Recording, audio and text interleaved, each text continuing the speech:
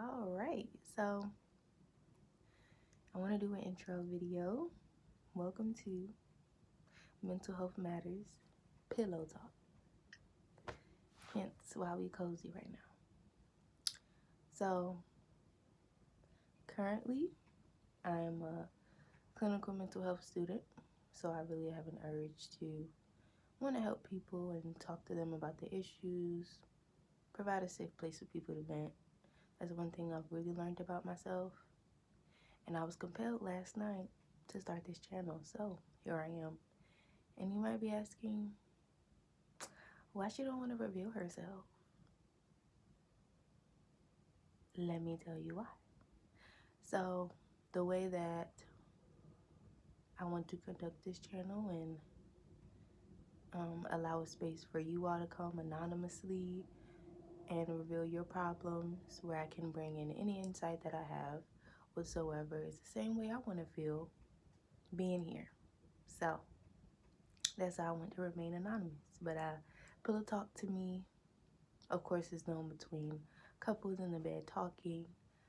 But when you're in bed, that's your most intimate moment, your most intimate self, where you're most comfortable. So I want to talk about mental health here. So I do want to start with emails, of course.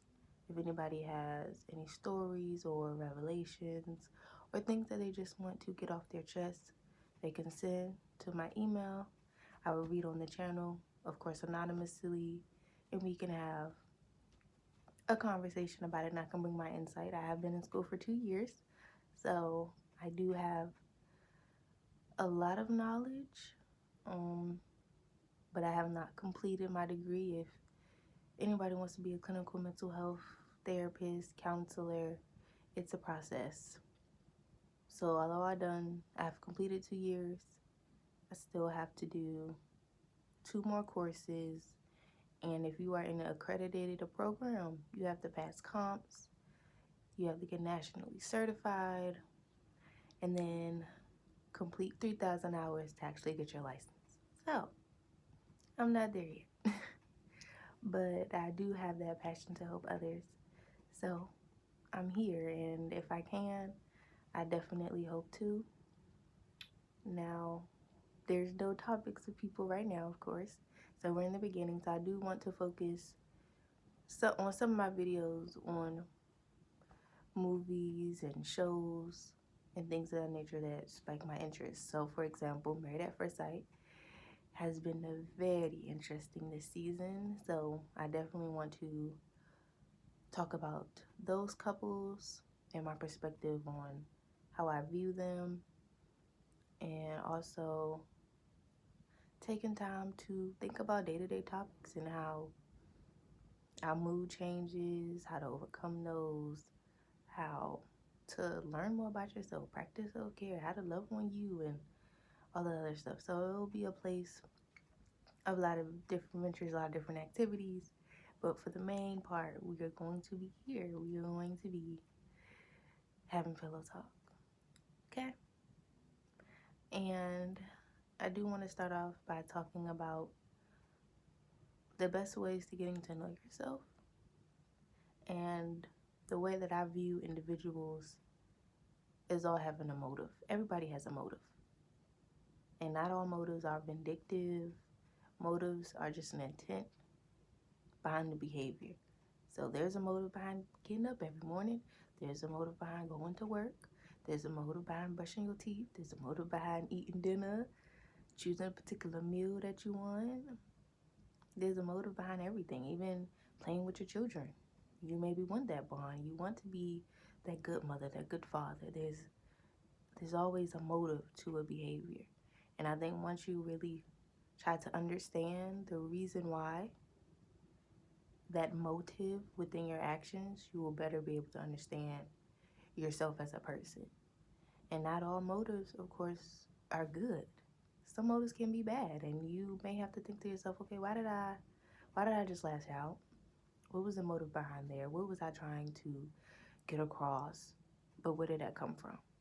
And I think the more that you are able to answer those questions, the better you are to understand your past experiences that may have impacted you, and what you want it to look like moving forward. So I hope that makes sense. Like, I know for me, that's one thing that I've learned about myself a lot. What has helped me learn about myself a lot as far as why I feel overwhelmed in certain arenas. I get anxious sometimes. And hangry is real for me, okay? Oh, and I know when I'm hangry, and I'll try to wait to talk to people because I know I'm hangry, because I know what it feels like. So if I know that if I'm hangry, it's going to have a negative impact on others, even knowing things that get on your nerves can help you not lash out. And it makes you be more mindful. Because for a lot of things, you can't control everything. But that doesn't mean things that are out of your control are not going to get on your nerves. That's a fact. You know, they say control what you can and don't worry about the rest. But sometimes it's not that easy. So just knowing why you feel that way about something can help you just control your behaviors behind it. You know, it's about the reaction, your response, that really impacts the rest of your day and how you go about life. So I think that's very crucial, very important, as well as, you know, affirmations, loving yourself, knowing maybe why you don't love certain things about yourself. Did somebody say something, you know, in your family? Have you been bullied about it all the time? Have you seen all these people on Instagram, on YouTube, and out there, they're your idols, but you don't compare to that. So just trying to really find the source, where it came from, and why you really can change your outlook and your perspective on everything. So this is just my first video. I really just wanted to sit down and have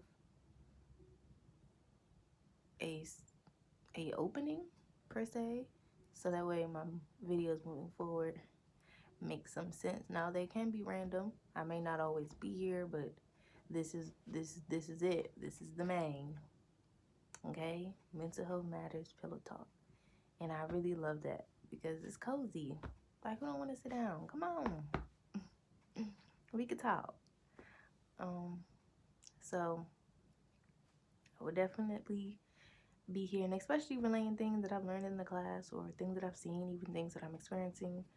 I'm not reluctant for that, or talking about anything that you want. Don't feel afraid to put anything in the comments if it's something you want to talk about.